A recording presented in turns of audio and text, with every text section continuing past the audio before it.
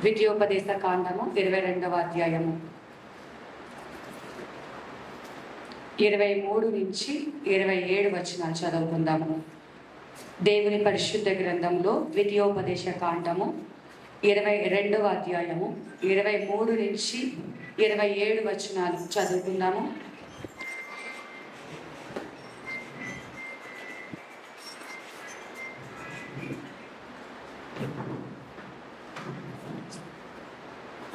కన్యక అయిన చిన్నది ప్రదానం చేయబడిన తరువాత ఒకడు ఊరిలో ఆమెను కలుసుకొని ఆమెతో శయనించిన ఎడల ఆ ఊరి గమిని యొద్దకు వారిద్దరిని తీసుకొని వచ్చి ఆ చిన్నది ఊరిలో కేకలు వేయక ఉన్నందున ఆమెను తన పొరుగువాని భార్యను అవమానపరిచినందున ఆ మనుషుని రాళ్లతో చావగొట్టవలెను.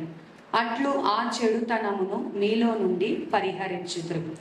ఒకడు ప్రదానము చేయబడిన చిన్నదానిని పొలములో కలుసుకున్నప్పుడు ఆ మనుష్యుడు ఆమెను బలిమిని పట్టి ఆమెతో శయనించిన ఎడల ఆమెతో శయనించిన మనుష్యుడు మాత్రమే చావవలెను. ఆ చిన్నదానినేమీ చేయకూడదు. ఆ చిన్నదాని యందు మరణ పాత్రమైన పాపము లేదు. ఒకడు తన పొరుగువాని వాని మీదకి లేచి ప్రాణహాని చేసినట్టే ఇది జరిగినది. అతడు ఆమెను పొలములో కలుసుకొనగా ప్రదానము చేయబడిన ఆ చిన్నది కేకలు వేసినను ఆమెకు రక్షకుడు లేకపోయాను. దేవుడి యొక్క లేఖముల ద్వారా మనతో మాట్లాడును గాక. ఆమేన్. ఆమేన్. ఈ మాటలు చదువుకుంటున్నప్పుడు మనకి కొంచెం కన్ఫ్యూజింగ్గా అర్థం కాకుండా, లేకపోతే ఈ పరిశుద్ధ స్థలంలో ఈ విషయాలు మాట్లాడుకోవటం అవసరమా, ఇది పరిశుద్ధ స్థలము కదా, ఇక్కడ ఇలాంటి విషయాలు ఎందుకు అని కొంచెం ఇబ్బందికరమైన లేఖన భాగమే. అయినప్పటికీ పరిశుద్ధ గ్రంథంలో సున్నా అయినా పొల్లైనా తప్పిపోదు. ప్రతి మాట దేవుడి సంఘానికి అవసరం కాబట్టి పరిశుద్ధాత్మ దేవుని సహాయం చేత ప్రతి మాట వ్రాయించి పెట్టి ఉంటున్నాడు. ఇక్కడ ఎవరి గురించి రాయబడి ఉందంటే కన్యక అంట. మరి ఫోన్ సైలెంట్లో పెట్టడం దయచేసి, అందరు ఫోన్లు సైలెంట్లో పెట్టుకుంది.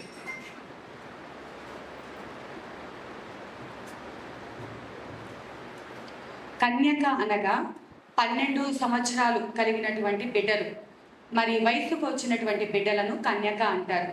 మనమైతే కన్యకలు అంటే పెద్ద పిల్లలను అంటాము, కానీ ఇశ్రాయేలు ఆ యొక్క చట్ట ప్రకారము 12 సంవత్సరాలకు రాగానే వయసుకు వచ్చినటువంటి ప్రతి బిడ్డను కూడా కన్యక అంటారు. ఎందుకంటే చిన్నతనంలో మరి అక్కడ ఇంతకు ముందు పాత దినాలలో చిన్నపిల్లలకు వివాహాలు చేసేసేవారు. మరి వివాహాలు చేసేవారు కాబట్టి వారు ఎప్పుడైతే వాళ్ళు మెచ్యూర్ అవుతారో వెంటనే వారికి సంబంధం చూసి ప్రదానం చేసేవారు. ప్రదానం చేసిన తర్వాత ప్రదానము చేసిన 1 సంవత్సర కాలము వారికి ఏంటి అంటే పరీక్షా సమయం ఉంటుంది. ప్రదానం అంటే ఒక రకంగా చెప్పాలంటే 90% పెళ్ళైపోయినట్టే. ఈ 10% ఏంటి అంటే ఈ 10% పరీక్షా సమయం. అంటే ఈ సంవత్సర కాలం ఈ అమ్మాయి పద్ధతి ఎలా ఉంది, నడవడికి ఎలా ఉంది, మాట తీరు ఎలా ఉంది, అందరితో ఎలా నడుచుకుంటుందని ఒక పరీక్ష సమయమే. మీరు గమనించినట్లయితే మరి మరియమ్మ కూడా అలాగే యేసేపుతో ప్రదానం చేయబడింది. ఆ ప్రదానం చేయబడిందంటే ఆల్రెడీ అక్కడ పెళ్ళైపోయినట్టే లెక్క. ఆ ప్రదానం చేయబడిన ఆ కన్యక గర్భవతి అయినందున ఆమె పరీక్షా సమయంలో ఉంది. ప్రదానం చేయబడిన సంవత్సర కాలంలో ఈ మరియమ్మ గర్భవతి అయింది కాబట్టి యేసేపు ఆమెను అవమానపరచకూడదు అనుకొని మరి ఆమెను మరి రహస్యంగా విడనాడాలి అనుకుంటాడు, రహస్యంగా విడిచిపెట్టాలి అనుకుంటాడు. ఇది ఇక్కడ ఇశ్రాయేలు యొక్క చట్ట ప్రకారం. అంటే కన్యక అంటే ప్రదానం చేయబడినది, కన్యక అంటే మరి పరిశుద్ధంగా ఉండాలి, కన్యక అంటే పరీక్షా సమయంలో ఉన్నది. తన శీలాన్ని, తన మానాన్ని, తన యొక్క బంధువులు ఇటు ప్రదానం చేయబడిన అత్తగారి కుటుంబంలోను ఇటు పుట్టింటి కుటుంబంలోను సమానంగా చూసుకోగలిగిన కెపాసిటీ కలిగి ఉండాలి. అలా ఉంటేనే ఈ ప్రదానం చేయబడిన తర్వాత ఈ సంవత్సర కాలంలో ఆమెను ఏలుకుంటారు, ఆ యొక్క అత్తగారింటికి తీసుకెళ్తారు. ఇది అక్కడి యొక్క చట్ట ప్రకారం. అయితే ఈ ద్వితీయోపదేశ కాండంలో ఆది కాండము నుంచి ఇక్కడి వరకు జరిగిన సంగతులను దేవుడు ఇశ్రాయేలు ప్రజలను ధర్మశాస్త్ర ప్రకారం ఎలా నడుచుకోవాలి, ఎలా నడుచుకోకూడదు, ఎలా మాట్లాడాలి, ఎలా మాట్లాడకూడదు, ఏం చేయాలి, అన్ని దేవుడు తన చిత్తానుసారంగా చిన్న పిల్లలకి నేర్పించినట్టుగా ఒక క్రమాన్ని నేర్పించుకుంటూ వస్తున్నాడు. అయితే ఇక్కడ ఒక చట్టం వచ్చింది. ఏంటి?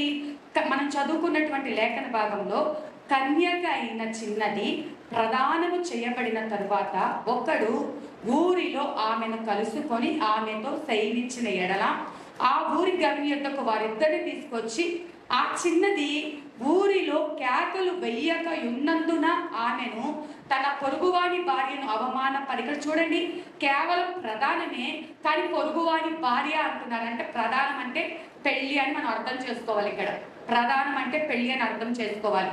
మరి ఆ భార్యను అవమానపరిచినందున ఆమెను, ఆ మనుషుని ఇద్దరిని కూడా రాళ్లతో కొట్టి చంపాలి. ఇక్కడ దేవుడు చెప్పాలనుకున్న సబ్జెక్ట్ ఏంటి అంటే, మనతో కన్యక అంటే మరి ఆయన రక్తంతో కడగబడినటువంటి వధువు అయినటువంటి సంఘమైనటువంటి మనమే కన్యకలం. మనము రక్షణ పొందిన తర్వాత మనం ఏమయ్యామంట? ప్రదానం చేయబడ్డాం. ఇప్పుడు ఆయనకు ప్రదానం చేయబడిన మనము పరీక్షా కాలంలో ఉన్నాము. ఈ పరీక్షా కాలంలో పర్ఫెక్ట్గా దేవునికి నచ్చినట్టుగా మనల్ని, మన కోసం రాబోతున్న వరుడికి తగినట్టుగా మన క్రియలు, మన తలంపులు, మన ఆలోచనలు, మన పద్ధతి సమస్తము ఉండటానికి ఇది పరీక్షా సమయం మాత్రమే. ఈ పరీక్షా సమయంలో ఉన్న మనము ఎవరైనా గనక ఒక మనుష్యుడు వచ్చి మనతో శయనించినప్పుడు, అంటే పాపము చేయాలి అనుకున్నప్పుడు, అక్కడ మనుష్యుడు శత్రువైనటువంటి సాతాను మన యొక్క పరిశుద్ధతను దొంగిలించాలని, మన పవిత్రతను దొంగిలించాలని. సంఘము అంటే స్త్రీ కాదు, పురుషుడు కాదు, చిన్నలు కాదు, యవనస్తులు కాదు. సంఘంలో చేర్చబడిన ప్రతి ఒక్కరితో దేవుడు మాట్లాడుతున్నటువంటి మాట ఏంటంటే, ఒక మనుషుడు వచ్చి నీతో పాపము చేయాలి, నిన్ను అపవిత్ర పరచాలి అనుకుంటున్నప్పుడు నువ్వేం చేయాలంటే కేకలు పెట్టాలంట. ఇక్కడ ఆమెను ఇద్దరిని ఎందుకు రాళ్లతో కొట్టి చంపాలి అన్నారంటే, ఆమె కేకలు వెయ్యక ఉన్నందున, ఆమె కేకలు పెట్టలేదు కాబట్టి, ఊళ్ళో జరిగింది సంగతి ఇది. ఊళ్ళో జరిగింది, కేకలు పెట్టలేదు. ఆ శత్రువైన సాతానుకు లోబడిపోయింది, ఆ మనుష్యునికి లోబడిపోయింది. అందుచేత ఇద్దరికి తప్పు ఉంది కాబట్టి ఇద్దరు, ఈ శత్రువైన సాతాను మనుష్యుడికి ఎలా అయితే రాళ్లతో కొట్టాలో, వీడికి ఎట్లా అయితే ఆ యొక్క నరకంలో ఆ యొక్క శిక్ష సిద్ధపరచబడి ఉందో, శత్రువైన సాతానికి నరకంలో ఎట్టి రీతిగా అయితే అగ్ని గుండము సిద్ధపరచబడి ఉందో, వాడితో పాలు పంపులు పొందిన సంఘానికి కూడా అదే ఇది. ఎందుకంటే ఊళ్ళోనేగా రక్షించే వాళ్ళు ఉన్నారుగా. ఇప్పుడు సంఘంలో ఉన్న మనకి మన దేవుడు ఉన్నాడు రక్షించడానికి సిద్ధంగా. మరి నువ్వెందుకు మౌనంగా పాపములో పాలిభాగస్తులుగా, తెలిసి కూడా తెలియనట్టుగా, చూస్తూ కూడా చూడనట్టుగా, మనకు పాపమని తెలుసు, అక్రమమని తెలుసు, అన్యాయమని తెలుసు, మనం ఒక స్త్రీని మోహపు చూపులతో చూడకూడదని తెలుసు, లేక ఒక పురుషుని చూడకూడదని తెలుసు, అన్యాయం అనేది ఆశించకూడదని తెలుసు, అన్ని తెలిసి నువ్వు మౌనంగా తెలియనట్టుగా ఉంటున్నాం. చూసావా? ఇది ఎక్కడికి ఏడ్చుకుపోతుందంటే మరణానికి తీసుకెళ్ళిపోతుంది. ఈ శరీరంతో చనిపోయేది కాదు మరణము, ఆత్మకు సంబంధించినది మరణం. నువ్వు కేకలు పెడితే ఆ శత్రువుని నువ్వు బలవంతం చేస్తున్నాడు, నీ మీద దాడి చేస్తున్నాడు, నిన్ను నాశనం చేయాలని చూస్తున్నాడు అని నువ్వు కేకలు పెడితే ఆ శిక్ష నుండి నువ్వు తప్పించబడతావు. చూద్దాం, ఊళ్ళో జరిగిన సంగతికి ఈమె కేకలు వెయ్యనందుకు ఇద్దరిని రాళ్లతో కొట్టి చంపాలి అని చెప్పి అక్కడ దేవుడు తన దాసుడి ద్వారా రాపించి పెట్టి ఉంటున్నాడు. రెండవది చూసుకున్నట్లయితే మరి 25 నుంచి, ఒకడు ప్రదానము చేయబడిన చిన్నదానిని పొలములో కలిసి కొనినప్పుడు ఆ మనుష్యుడు ఆమెను బలిమిని బట్టి ఆమెతో శయనించిన ఎడల ఆమెతో శయనించిన మనుష్యుడు మాత్రమే చావవలెను. ఆ చిన్నదానిని ఏమీ చేయకూడదు. ఆ చిన్నదాని యందు మరణ పాత్రమైన పాపము లేదు.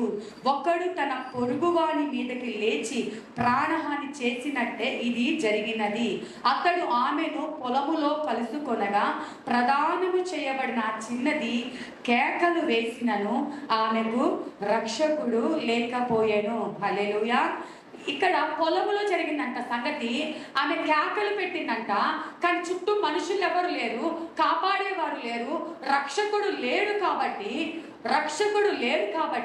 ఇప్పుడు రాళ్లతో కొట్టి చంపేది ఎవరిని అంటే కేవలము ఎవరైతే తప్పు చేశారో, ఎవరైతే పాపము చేశారో వాళ్ళనే రాళ్లతో కొట్టి చంపాలంట.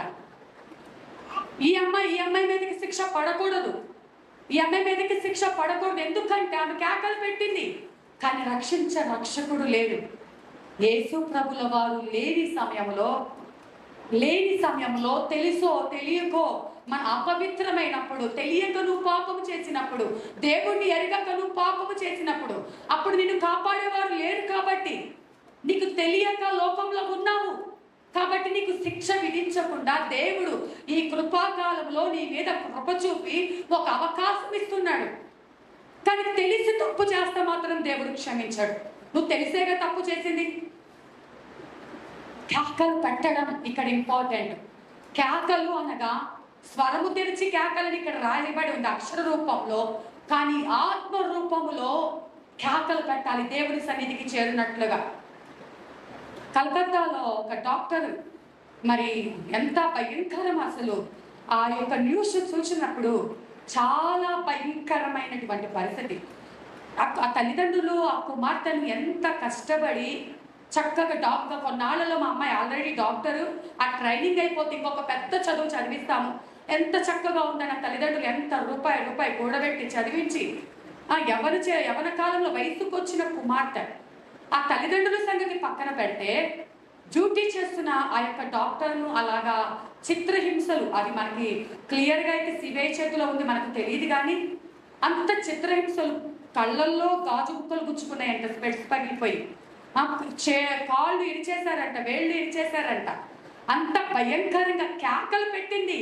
కానీ అక్కడ రక్షించే రక్షకుడు ఉన్నట్లయితే ఆమె కేకలు పెట్టి ఉండొచ్చు, లేకపోతే కేకలు పెట్టకుండా గొంతు మూసేసి ఉండొచ్చు. ఇక్కడ కేక అన్న మన యొక్క ఈరోజు మాట కాబట్టి, దేవుడు ఈరోజు మనతో మాట్లాడుతున్నాడు కాబట్టి కేకకి ఎంత విలువ ఉందో, ఆ కేక రక్షించే వారికి వినపడితే ఆ పరిస్థితి నుంచి ఆ కుమార్తె కాపాడబడేది కదా. ఆ కేక వినపడినందుకే ఆమె ఈరోజు ఆ పరిస్థితిలో మరణించి భారతదేశం అంతా ఉలిక్కి పడేంత భయంకరమైన చావు ఆ యవ్వన బిడ్డ చనిపోయి ఉంటుంది. మన బిడ్డలకు రక్షణ లేదు. తల్లిదండ్రులుగా మనము కేకలు పెట్టాలి, యవ్వన బిడ్డలు కేకలు పెట్టాలి. కేకలు పెట్టడం అంటే కోపంతో లేకపోతే నరాలు చిట్లించుకొని అరవటం కాదు. దేవుని సన్నిధిలో మన కేకలు పెట్టాలి. దేవుని సన్నిధిలో కేకలు పెట్టినట్లయితే ఆ కేక ఆ స్థలములో నిన్ను రక్షించే కేకగా మార్చబడుతుంది. నీ కోసం రక్షకుడు ఇప్పుడు ఉన్నాడు.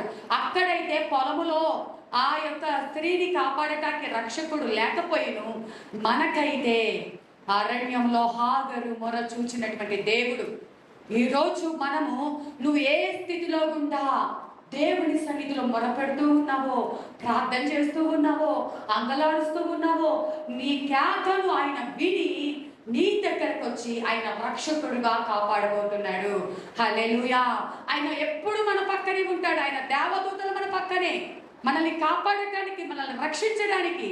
కాకపోతే మౌనంగా ఉండే దినాలు కావు, కేకలు పెట్టే దినాలు. అలా పరిశుద్ధ గ్రంథంలో ఎంతో మంది కేకలు పెట్టి ఉంటున్నారు. పరిశుద్ధ గ్రంథంలో కేకలు పెట్టి ఉంటున్నారు. చూసుకున్నట్లయితే మరి రోమీలకు రాసిన పత్రిక అపోస్తులైన పౌలు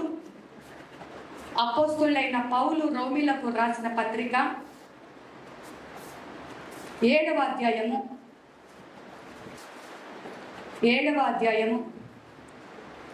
24వ వచనం.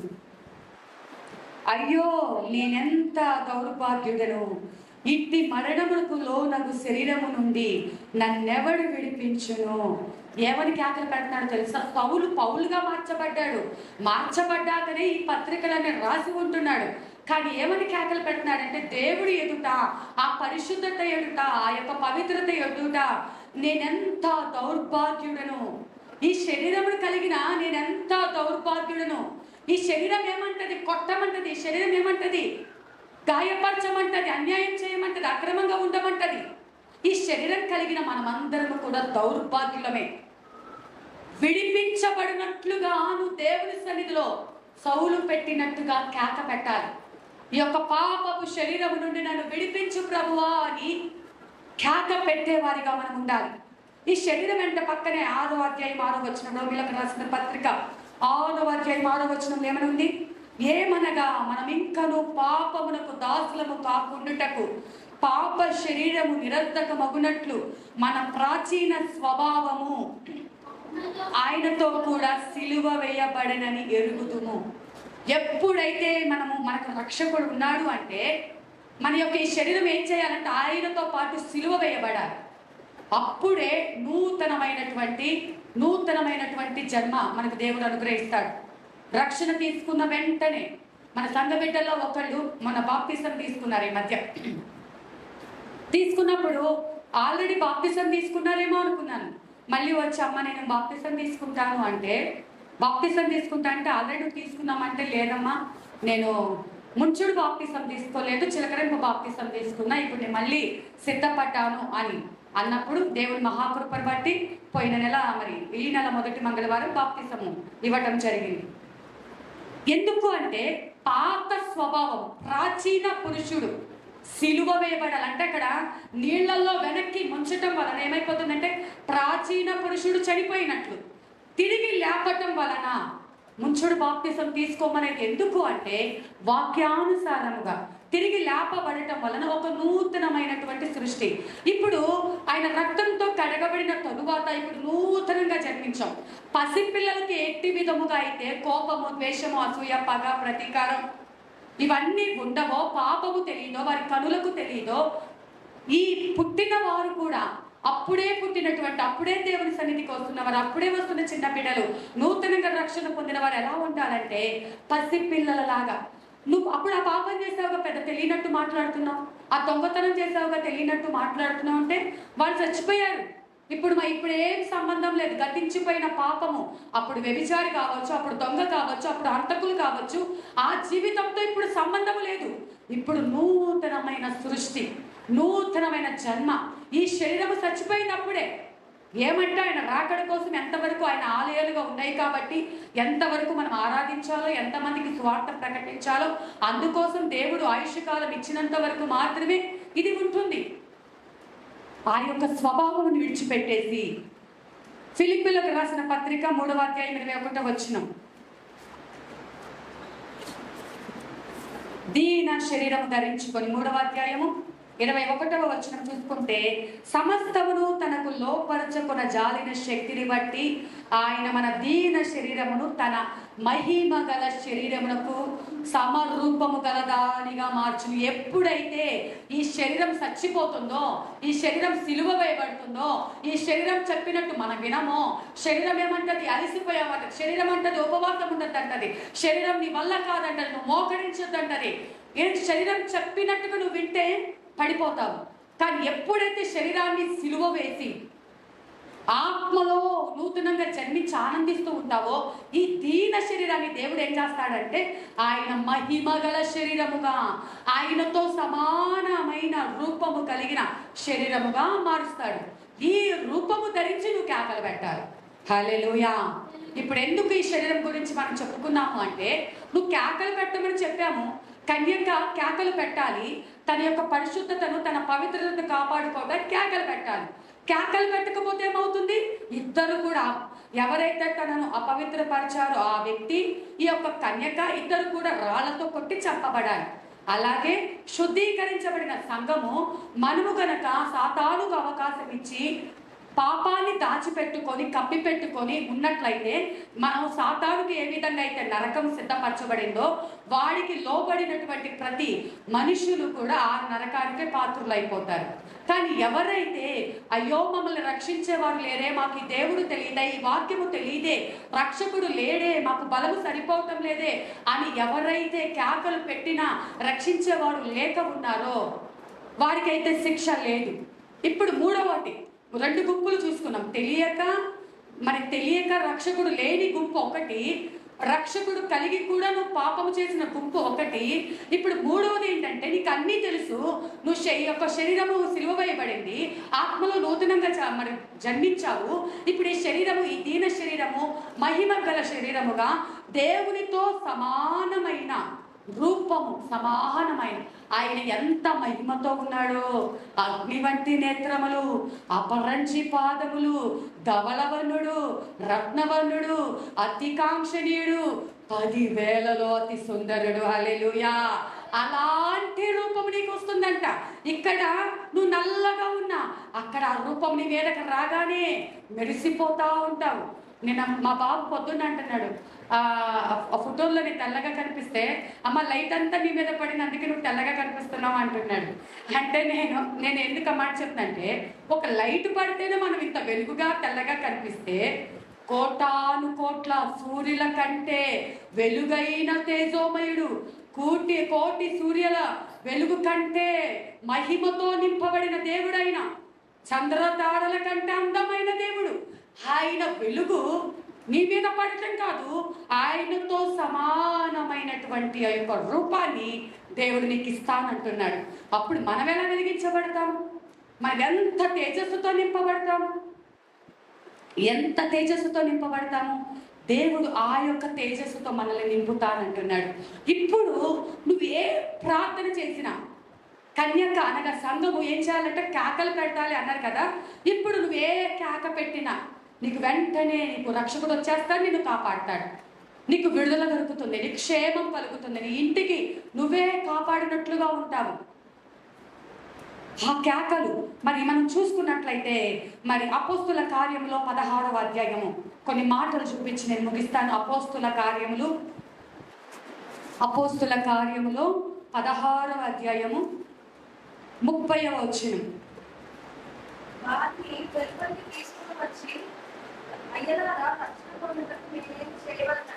చాలమ్మా, ఇక్కడ చెరసాల నాయకుడు ఒక కేక పెడుతున్నాడు.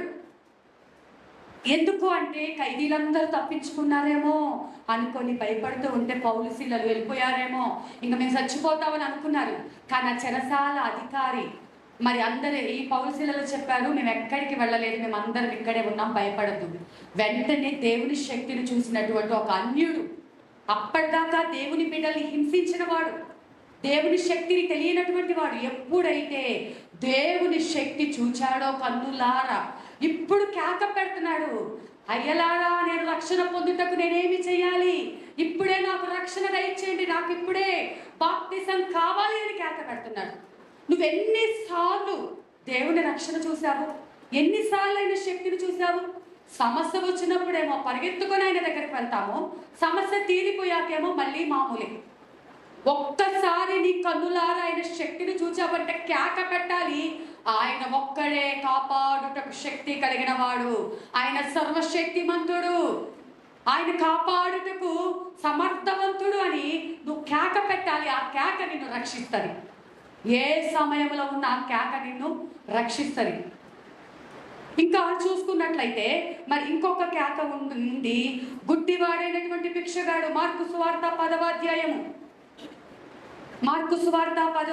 మనకు తెలిసిన మాటలే. మార్కు సువార్త 10వ అధ్యాయము 47-48 వచనాలు.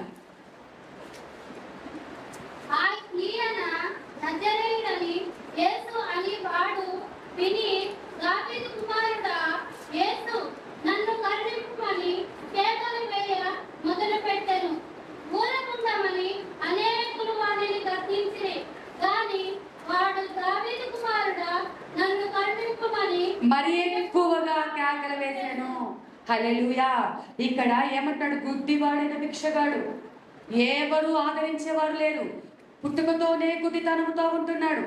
అలాంటి వాడు మరి కేకలు పెడుతున్నాడంట. నజరేయుడని యేసు ఇటు వస్తున్నాడని విని, ఈయన నజరేయుడని యేసు అని విని చూడటం కాదండి.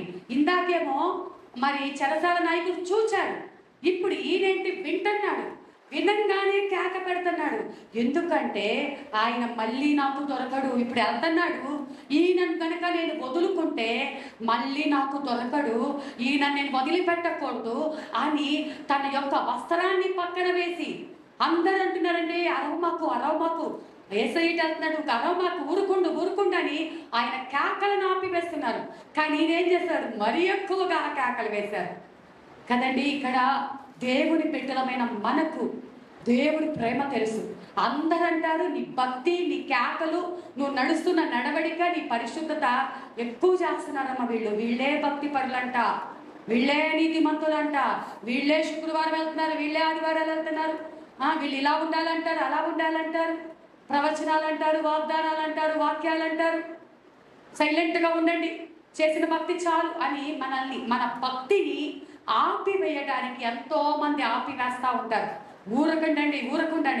మనం ఏం చేయాలంటే వాళ్ళు మనల్ని ఆపిన కొలది మరి ఎక్కువగా కేకలు పెట్టాలి, మరి ఎక్కువ భక్తి, మరి ఎక్కువ పరిగెత్తడం, మరి ఎక్కువగా బలుపు తెచ్చుకొని, రోషం తెచ్చుకొని. వీళ్ళు ఆపితే నేను ఆగాలను. నా దేవుడిని నేను ఆరాధిస్తున్నాను, నా దేవుడిని స్తుతిస్తున్నాను. ఎవరికి భయపడే పనే లేదు. ఎందుకంటే ఇప్పుడు నేను విడిచిపెట్టానంటే మళ్ళీ నాకు స్వస్థత దొరకదు, మళ్ళీ నాకు చూపు రాదు. నాలో ఉన్న ఈ లోపాన్ని ఎవరి దగ్గరికి వెళ్ళి నేను పోగొట్టుకోలేను. ఈ నొక్కడే నా లోపాన్ని సరిచేయగలిగిన వాడు, నన్ను విడిపించగలిగిన వాడు, నాకు సహాయం చేయగలిగిన వాడు, నన్ను ఆదరించగలిగిన వాడు ఈయన ఒక్కడే అని వినిన వెంటనే కేకలు వేయటం మొదలు పెట్టాడు. మనం ఎన్నిసార్లు వింటున్నాము ఆయన అద్భుతాలు చేయు దేవుడని, ఆశ్చర్యకార్యాలు జరిగించు దేవుడని ఎన్నిసార్లు వింటున్నాం. కానీ మనుషుల కోసమని, మనుషులను సంతోష పెట్టడం కోసమని ఎన్నిసార్లు మౌనంగా అయిపోతున్నాం. అరవద్దు అంటే అరవకుండా మనమే ఎన్నిసార్లు కిటికీలు తలుపులు వేసుకొని చేసుకుంటున్నాం భయపడిపోయి. నిజమే కదండి. కానీ ఆత్మలో ఒక మంట, ఆత్మలో మాత్రము పైకి మాత్రము చిన్నగా అన్నట్టుగానే ఉంది, లోపల మాత్రం మంట ఇంకా పెరిగిపోతుంది. వీళ్ళు అనే కొలది మన మంట ఇంకా పెరిగిపోతుంది. ఇంకా రోషంగా చేయాలి. ఎంత అంటారు నిలబడదాం. మీకు సంగతి తెలుసా అండి, ఇక్కడ మందిరం ఉండకూడదని అందరూ సంతకాలు సేకరించారంట ఇక్కడ చర్చి క్యాన్సిల్ చేయాలని. ఇంకా నాకు అనిపించింది నిన్న ఎంత ఘనంగా దేవుడు జరిగించాడు, ఇంకా గొప్ప మీటింగ్ సినీ క్రిస్మస్కి పెట్టేద్దాం ఇక్కడ. హల్లెలూయా. వాళ్ళు ఊరకుండండి అంటే మనం ఇంకా ఎక్కువ చేద్దాం. ఎందుకంటే మన దేవుని శక్తి మనకే తెలుసు, ఆయనలో జీవం మనకే తెలుసు. ఆయన ఏమైనా చేయగలిగిన దేవుడు. మన బలహీనతలను బాగు చేయగలిగిన వాడు ఆయన. ఈ మనుషులు ఆపమన్న వాళ్ళు ఎవరైనా బాగు చేయగలరా? ఊరుకుండు అని నిన్ను అడ్డంకపరిచిన వాళ్ళు ఎవరు మనల్ని బాగు చేయలేరు. ఎవరు ₹1 మనకు సహాయం చేయలేరు. చేసిన తాత్కాలికమైనది, చేసిన మెప్పుల కోసం, చేసిన ఘనత కోసం. కానీ నీ దేవుడు నీ దగ్గర నుంచి ఏది ఆశించకుండా నిన్నుగా స్వస్థపరిచి, నిన్నుగా అర్థం చేసుకొని, నిన్నుగా బాగు చేసి, నీ బాధని విని నీకు సహాయం చేసే దేవుడు. మరి ఆయన దగ్గరికి ఆకలి పెట్టక ఈ లోకం దగ్గర మనకెందుకు? ఈ లోకంతో మనకేంటి పని? ఊరుకుండు అనే కొద్దీ మనం ఇంకా బలంగా ప్రార్థన చేద్దాం. హల్లెలూయా. ఇంకా శక్తివంతమైన ఆరాధన, ఇంకా రోషము కలిగి నా దేవుడిని చూడాలి. ఆయనతో సమానమైన ఆ రూపము వచ్చేంత వరకు నేను కేకలు పెడతాను. ఎవరేమనుకున్నా నాకు పర్లేదు. ఎన్ని నిందలేసినా, ఎంత అవమానించినా ఇంకా మేము ఎక్కువ చేస్తాం. అంతే. లోకంలో కాదు, మనకు దేవుడిలో రోషం ఉండాలి. లోకంలో రోషం తెచ్చుకొని గొడవలు పడమని కాదు, అక్కడ తగ్గించుకుని కొర్రవెల్ల మౌనంగా ఉండాలి. ఎవరెన్ని తిడుతున్నా, ఎవరంతా ఎదురు వస్తున్నా అక్కడ మౌనంగా ఉందాం. మన దేవుని దగ్గర రోషం కలిగి జీవిద్దాం. హల్లెలూయా.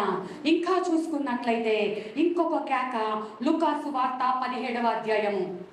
లూకాసు వార్త 17వ అధ్యాయము 13వ వచనం. యేసు ప్రభువా మమ్ము కరుణించమని కేకలు వేసిరి. ఇక్కడ ఎవరు అంటే కుష్ఠరోగులు. పైనుంచి 11 నుంచి చదువుతున్నాను. ఆయన యెరూషలేముకు ప్రయాణమైపోవచ్చు, సమరయ గలిలయ మధ్య వెళ్ళుచుండెను. ఆయన ఒక గ్రామములోనికి వెళ్ళుచుండగా 10 మంది కుష్ఠరోగులు ఆయనకు ఎదురుగా వచ్చి దూరమున నిలిచి, యేసు ప్రభువా మమ్మను కరుణించమని కేకలు వేశారు. ఎందుకో తెలుసా? కుష్ఠు అనగా అంటరాని వారు, కుష్ఠు అనగా అపవిత్రపరచబడిన వారు. ఊళ్ళోకి రావడానికి, మనుషులతో మాట్లాడటానికి లేదు. అందుకని మేము పాపులం కదా, మేము నీచులం కదా, మేము అసహ్యులం కదా, మేము కంపు కొట్టేవారం కదా, మేము అసహ్యులం కదా, మేము యేసయ్య దగ్గరికి వెళ్తే మమ్మల్ని రాణిస్తాడా, మమ్మల్ని అర్థం చేసుకుంటాడా అని దూరమున నిలిచి కేకలు పెడుతున్నారంట. యేసు ప్రభువా మమ్మల్ని కరుణించవా అని కేకలు పెడుతున్నారు. ఎవరో తెలుసా? లోకంలో నేను ఇక్కడ మందిరంలోనికి మొదటగా ఆరంభించినప్పుడు ఒకటే ప్రార్థన చేశాం. మరి జ్యోతిర్మక్క నేను ఇక్కడికి వచ్చి ఈ యొక్క బలిపీఠం దగ్గర ఇలాగే నిలబడి, మరి సంధ్యక్క కూడా వచ్చి ఉంటున్నారు, కలిసి ప్రార్థన చేశాం. అయ్యా ఈ యొక్క ప్రాంతంలో వ్యభిచారులు ఎంతమంది ఉన్నారో వాళ్ళే మా సంఘానికి కావాలి. హల్లెలూయా. ఇక్కడ యవ్వనస్తులు గంజాయి బ్యాచ్ అంట ఎక్కువ ఉన్నారంట, ఈ చెట్లలో పడి తాగుబోతులు ఉన్నారంట, వాళ్ళే మా సంఘానికి కావాలి. ఇక్కడ ఎంతమంది దొంగతనాలు చేస్తున్నారో, ఇక్కడ ఎంతమంది దేవుడికి విరోధంగా బ్రతుకుతున్నారో, మూర్ఖులు ఉన్నారో వాళ్ళే మాకు కావాలి. ఏదో పరిశుద్ధులు మార్చబడిన వాళ్ళు మాకు వద్దు. మా సంఘానికి ఇలాంటి పాపులందరినీ నాకు అప్పగించి నేను ఇదే ప్రార్థన చేస్తా. పరిశుద్ధ స్థలంలో నిలబడి నేను చెప్తున్నానండి, సేవకురాలతో కలిసి నేను అదే ప్రార్థన చేశాను. అలాంటి వారిని మార్చడానికి ఈ అన్యుల మధ్య, ఈ తిరస్కారాల మధ్య దేవుడు మనల్ని ఇక్కడ నిలబెట్టి ఉంటున్నాడు. మారిపోయిన వారిని తీసుకొచ్చి మనం ఏదో బాగు చేసేయాలని కాదు, కానీ పాపంలో ఎవరైతే అయ్యో మేము అంటరాని వారమే, మేము వ్యభిచారులమే, దేవుడు మమ్మల్ని క్షమిస్తాడా?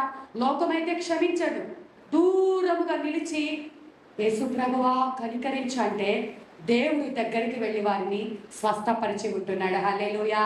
లోకంలాగా అసహించుకునే దేవుడు కాదు, దూరమున నిలిచిన వారిని కూడా దగ్గరికి పిలుచుకునే దేవుడు, తన కౌగిటిలో భద్రపరుచుకునే దేవుడు, ఆదరించే దేవుడు, నెమ్మది కలగచేసే దేవుడు. మరి కుష్టు వ్యాధు కలవారు పెట్టిన కేకను, దూరమున ఉన్న వారి పాపమును క్షమించి అసహ్యమైన వారి జీవితమును దేవుడు వారి కేకను విని వారిని బాగు చేసి ఉంటున్నాడు. ఇంకా చూసుకున్నట్లయితే మరి దావీదు ఒక కేక పెట్టాడు. ఈయన చూసుకుంటా అంటే ఏ గుంపు వాళ్ళు ఎలా కేక పెడతా ఆయన రక్షిస్తున్నాడని మీకు వివరిస్తున్నా. దావీదు చిన్ననాట నుండి దేవుణ్ణి ఆరాధించిన వాడు, స్తుతించిన వాడు. దినమునకు 3 సార్లు ప్రార్థన, 7 సార్లు స్తుతి. నిత్యము ఆ అడవుల్లో ఉన్న, ఎక్కడ ఉన్నా శత్రువులు, ఎలుగుబంటి, సింహము లేకపోతే గొలియాతు ఎంతమంది వచ్చినా ఎదిరించిన వాడు. అంటే పర్ఫెక్ట్ ఒక మరి ఎందుకు అంటే దేవుని హృదయానుసారుడు. కానీ ఒకానొక సమయంలో పాపంలో పడిపోయాడు. అప్పుడు కేక పెడుతున్నాడు. కీర్తనలు 51వ అధ్యాయం, కీర్తనలు 51వ అధ్యాయము 1వ వచనం. ఎంత పెద్ద చదవండి. దేవా, నీ కృప చొప్పున నన్ను కరుణించుము, నీ వాత్సల్య బాహుళ్యం చొప్పున నా అతిక్రమములను తుడిచివేయుము, నా దోషము పోవునట్లు నన్ను పాపంగా కడుగుము, నా పాపము పోవునట్లు నన్ను పవిత్ర. చాలండి. ఇక్కడ చూసుకుంటే సంఘములో భక్తి పరులు మనం చెప్పుకుంటున్నారు చూసారా. సంఘ పెద్దలు కావచ్చు, బాగా నడిపించే వాళ్ళు కావచ్చు, ప్రార్థన చేసేవారు కావచ్చు, పరిశుద్ధులు మనం చెప్పుకుంటున్న గుంపు నిజమే, వాళ్ళు మంచోళ్లే, నిజమే పరిశుద్ధులే, బాగా ప్రార్థన చేయగలిగిన వారే, బాగా వాక్యం చెప్పగలిగిన వారే, బాగా కానుకలు ఇచ్చేవారే, బాగా ఇంటి దగ్గర మందిరాన్ని శుభ్రపరిచే వాళ్ళే. ఎంత పరిశుద్ధులైనా ఒకానొక సమయంలో వాళ్ళలో పాపం ప్రవేశించినప్పుడు కేక పెట్టాలి. దావీదు ఎంత పరిశుద్ధుడు, నీతిమంతుడు, ఆరాధికుడు, అనేకులకు మాదిరికరమైన జీవితం, ఏమీ లేకపోయినా శత్రువులు వెంబడించిన ఆరాధించిన స్థితి. కానీ ఒకానొక సమయంలో పాపం ప్రవేశించింది. ఇప్పుడు ప్రార్థన చేస్తున్నాడు, దేవా నీ కృప చొప్పున నన్ను కరుణింపయ్యా, నీ వాత్సల్యం చొప్పున నా అతిక్రమాలు తుడిచివేయ్యా, నా దోషం పోవునట్లు నన్ను బాగుగా కడిగయ్యా. నా అతిక్రమాలు నీకు తెలిసే ఉన్నాయి కదా ప్రభువా, నన్ను నా పాపం నుండి విడిపించయ్యా, నన్ను పవిత్రపరిచయ్యా. మరి సంఘంలో చేర్చబడిన నీవు ఇట్టి ప్రార్థన చేస్తున్నావా? దావీదు కంటే నీతిమంతులమా మనము? మనలో ఏదో ఒక లోపం ఉంటానే ఉంటుంది. తెలియకుండానే మనలోకి శత్రువైన సాతాను ప్రవేశించి చూడకూడనివి, మాట్లాడకూడనివి, వినకూడనివి, ఆలోచించకూడనివి ఎన్నో భయంకరమైన పరిస్థితుల మధ్య మనం ఉంటున్నాం. దావీదు ఎట్టి రీతిగా ఎప్పటికప్పుడు ఈ సోపుతో నన్ను కడిగయ్యా, హిమము కంటే నన్ను తెల్లగా మార్చాయి. అధ్యాయమంతా చదువుకోండి. దావీదు ఎట్టి రీతిగా నన్ను కడిగయ్యా, నా పాపం నీ ఎదుట ఉందయ్యా, నన్ను శుద్ధీకరించయ్యా, నన్ను తెల్లగా మార్చు ప్రభువా. అయ్యా నీ మాట నేను వింటానయ్యా, నేను తెలుసో తెలియక తప్పు చేశాను, నన్ను క్షమించు ప్రభువా. ఆల్రెడీ కుమారుడు చచ్చిపోయాడు, ఎందుకు ఇట్లా చంపేస్తామని అడగలా, ఎందుకు ఇలా శ్రమ వచ్చింది అర్థం చేసుకున్నాడు. అందుకే మనము కూడా రక్షణ పొందిన వారమైనా, ప్రార్థన చేసేవారమైనా ఎప్పటికప్పుడు నన్ను కడిగయ్యా, నన్ను పవిత్రపరచయ్యా అని దావీదులాగా కేకలు పెడతానే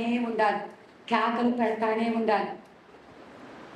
చివరిగా ఒక్క మాట, పరమగీతములు 8వ అధ్యాయము, 8వ అధ్యాయం కన్యక 14వ వచనం.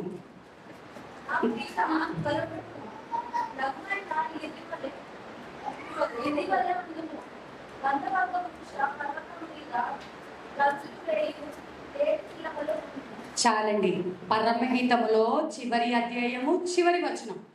ఈ పరమగీతంలో కన్యక సంఘమైనటువంటి మనమే, అక్కడ ఉన్నటువంటి సొలొమోను మన రారాజు దేవాది దేవుడికి సాదృశ్యంగా ఉంది. మొత్తం వీళ్ళిద్దరి మధ్య సంభాషణ అయ్యాక చివరిగా ఒక కేక పెడుతుంది, నా ప్రియుడా త్వరపడుము, త్వరపడయ్యా, ఇక నీ రాకడ ఆలస్యం చేయ మాకు, త్వరగా రా ప్రభువా, ఇప్పటిదాకా నేను అలసిపోయానయ్యా, దెబ్బలతో కొట్టబడ్డాను ప్రభువా. వాళ్ళిద్దరి మధ్య సంభాషణ చూసుకుంటేనండి, వాళ్ళిద్దరి మధ్య సంభాషణ చూసుకుంటే మొదటిగా వాళ్ళిద్దరు పరిచయం అవ్వటము, ఆ తర్వాత అంటే దేవుడు సంఘముకు ఆ ప్రేమను తెలియచేయటము, వాళ్ళిద్దరూ ప్రేమ ఉప్పొంగటము, ఆ తర్వాత ఆ ప్రేమ చల్లారిపోయి ఆ యొక్క కన్యక దూరం అవ్వటము, మళ్ళీ ఆ దూరం అయిపోయిన కన్యకను గాయపరచటము, శత్రువు నాశనం చేయటము, మళ్ళీ తిరిగి ఆ కన్యక దగ్గరికి రావటము, ఇదంతా జరిగి ఆ 8 అధ్యాయాలలో ఒక్కొక్క మాట తీసుకుంటే చాలా పెద్ద ప్రసంగాలు ఉండటానికి 8 అధ్యాయాలే కానీ చాలా గూఢమైన మర్మాలు ఈ యొక్క పరమగీతంలో దేవుడు దాచి ఉంటాడు. చివరిగా ఒక్క మాట, త్వరపడయ్యా, సంఘం అడగాలి, త్వరగా రాయ్యా, ఈ భయంకరమైన లోకం నుండి విడిపించయ్యా, నీతో మేము మాతో నీవు ఆ కలిసి ఉండే ఆ దినము వరకు త్వరగా రాయ్యా అని సిద్ధపాటు కలిగిన సంఘముగా కేక పెడుతున్నావా? అసలు ఆలోచన మనకుందా? ఆయన రాకడ గురించిన ఆలోచన ఉందా మనకి? కేక పెట్టడం తర్వాత అసలు ఆయన రావాలని ఆశ కలిగి అడుగుతున్నామా? అడగట్లేదు అనుకోండి, ఆయన రావాలని నువ్వు ఆశ పడట్లేదు అనుకోండి, మనలో లోపం ఉన్నట్టు అర్థం. ఆయన రాకడ కోసం నువ్వు సిద్ధపాటుగా ఉంటే త్వరగా వచ్చేయ్యా, త్వరగా తీసుకెళ్ళిపోయ్యా. అక్కడ ఉండదు ఇంకా ఆకలి దప్పికలు, ఇక్కడ యొక్క శ్రమలు, నిట్టూర్పులు, నిందలు, అవమానాలు ఏముండవు. ఎప్పుడు ఆయన చూసుకుంటూ ఉండటం, ఆరాధించడం, చూస్తూ ఉండటం, ఆరాధించడం. ఆ పరలోకంలో భార్యాభర్తల సంబంధం ఉండదు. ఆడ చూసినా నా భర్తే నా భార్య అని ఎవరు వెళ్ళరు. అవన్నీ కూడా తుడిచివేయబడతాయి. ఆ దేవుడు తప్ప ఇంకెవ్వరి మీద నీకు చూపులు ఉండవు, ఎవరి మీద నీకు ప్రేమ ఉండదు. నీతో ఆయన, ఆయనతో నీవు పరవశించి ఆరాధించే ఆ దినము సంఘము సిద్ధపాటు కలిగి త్వరగా రా ప్రభువా అని ఎదురు చూస్తూ ఉండాలి. దానికోసం నువ్వు కేక పెట్టాలి. ఈ యొక్క రాత్రికాల సమయంలో దేవుడు ఒక చిన్నదాని కేక గురించి మనతో మాట్లాడి ఉంటున్నాడు. ద్వితీయోపదేశ కాండం 22వ అధ్యాయంలో మనతో మాట్లాడాడు. ద్వితీయోపదేశ కాండం 22వ అధ్యాయంలో 23 నుంచి 27 వచనాల వరకు మనం చదువుకున్నాం. ప్రదానం చేయబడిన కన్యక తనతో పాపం చేయాలనుకున్నటువంటి వచ్చిన పురుషునితో కేకలు వెయ్యక ఉన్నందున ఇద్దరిని కూడా రాళ్లతో కొట్టి చంపారు. ఇంకొక ఊళ్ళో జరిగిన సంగతి, పొలంలో రక్షకుడు లేకపోయింది కాబట్టి ఈమె కేకలు వేసినా రక్షించేవాడు లేరు కాబట్టి ఈమె మీద ఎలాంటి దోషం ఉండదు, ఈమె సేఫ్ అయిపోతుంది. ఇంకొకటి 3వ గుంపు, ఈ శరీరము అయ్యో నీ దౌర్భాగ్యుడును అని పౌలు గారు తన శరీరం గురించి చెప్పారు. ఈ యొక్క పాప శరీరము దీన శరీరంగా మార్చబడితే ఆయనతో సమానమైనటువంటి రూపాన్ని దేవుడిస్తాడు. ఈ రూపంతో ఉండి నువ్వు గనక కేకలు పెట్టినట్లయితే, ఈ రూపంతో ఉండి నువ్వు కేకలు పెడితే చెరసాల నాయకుడు చూసి కేకలు పెట్టాడు. అంటే అద్భుతాన్ని చూసి, అంటే కొంతమంది అద్భుతాలు చూసి పరిగెత్తే వాళ్ళు ఉన్నారు కదా, అద్భుతాన్ని చూసి నాకు ఇప్పుడే రక్షణ కావాలన్నాడు. గుడ్డివాడిని భిక్షగాడు అన్నాడు, విని ఈయన ఇప్పుడు మిస్ అయిపోతా మళ్ళీ నాకు దొరకడు, ఈ లోకం ఎన్నన్నా అనుకొని నాకు మాత్రం నా దేవుడు దాటిపోకూడదు అని గుడ్డివాడి కేక పెట్టాడు. ఇంకొక గుంపు ఉంది, కుష్ఠవ్యాధి కలిగిన వారు. వీళ్ళు లోకంలో విచ్చలవిడి పాపముతో అవమానాలతో ఉన్నవారు, కుష్ఠవ్యాధి కలిగినటువంటి వారు దూరంగా నిలిచి కేకలు పెట్టారు. వాళ్ళు దూరంగా ఉన్న దేవుడు దగ్గరికి వెళ్ళి వాళ్ళను స్వస్థపరిచి ఉంటున్నాడు, దగ్గరికి వచ్చి స్వస్థపరిచి ఉంటున్నాడు. దావీదు కేక పెట్టాడు. తన యొక్క అప్పటిదాకా భక్తిపరుడే, అంటే సంఘములో భక్తిపరులు కూడా పాపంలో పడిపోయే ఛాన్స్ ఉంటుంది. అయినా కూడా కేక పెట్టాడు, అయ్యా నాకు ఎప్పటికప్పుడు కడిగయ్యా అని రక్తంతో కడుగుతూనే ఉండు. ఎన్నిసార్లు కడుగుతావు? ఇంకా కొంతమంది చెప్తారు, నువ్వు ఇప్పుడు కన్నీరు కార్చాల్సిన పని లేదు, నువ్వు తప్పైందని అడగాల్సిన పని లేదు, నీలో పాపం లేదు, ఆల్రెడీ నువ్వు నీ పాపాల కోసం ఆయన బలి అయిపోయాడని తప్పుడు బోధ చెప్తున్నారు. లేదండి, సంఘము ఆయనను కలుసుకునేంత వరకు శుద్ధీకరించబడతానే ఉండాలి. అది దావీదు కేక. చివరిగా సంఘమైనటువంటి కన్యక కేక పెడుతుంది. ఈ కేక ఎలా ఉంది అంటే, నీకోసమే నేను సిద్ధపాటు కలిగి ఎదురు చూస్తున్నా, నువ్వెప్పుడు వస్తావో, నన్ను ఎప్పుడు తీసుకెళ్తావో. సిద్ధపాటు కలిగిన వారే ఇలా త్వరపడి రాయ్యా అంటారు. మరి మనకు సిద్ధపాటు ఉందా లేదా? ఈ యొక్క స్టెప్పులుగా నువ్వు చూసి కేక పెడుతున్నావా, విని కేక పెడుతున్నావా, పాపంలో ఉండి కేక పెడుతున్నావా, నీ శరీరాన్ని మార్చుకొని కేక పెడుతున్నావా, లేకపోతే పరిశుద్ధులమని చెప్పుకుంటూ పాపంలో జారిపోయి కేక పెడుతున్నావా? ఖచ్చితంగా సంఘానికి కేక అవసరమై ఉన్నది. ఆ కేక నువ్వు పెట్టగలిగితే నీ దేవుడు నిన్ను రక్షించడానికి సిద్ధముగా ఉంటున్నాడు. అట్టి కృప దేవాది దేవుడు మనందరికీ అనుగ్రహించును గాక. ఆమేన్. అందరూ కూడా మోకరించినట్లయితే ప్రార్థనలో నుండి అలాగే ఆ యొక్క అభిషేక తైల ప్రార్థన కోసము అందరూ సిద్ధపాటు కలిగి మోకరించగలిగిన వారు మోకరించండి, నిలబడగలిగిన వారు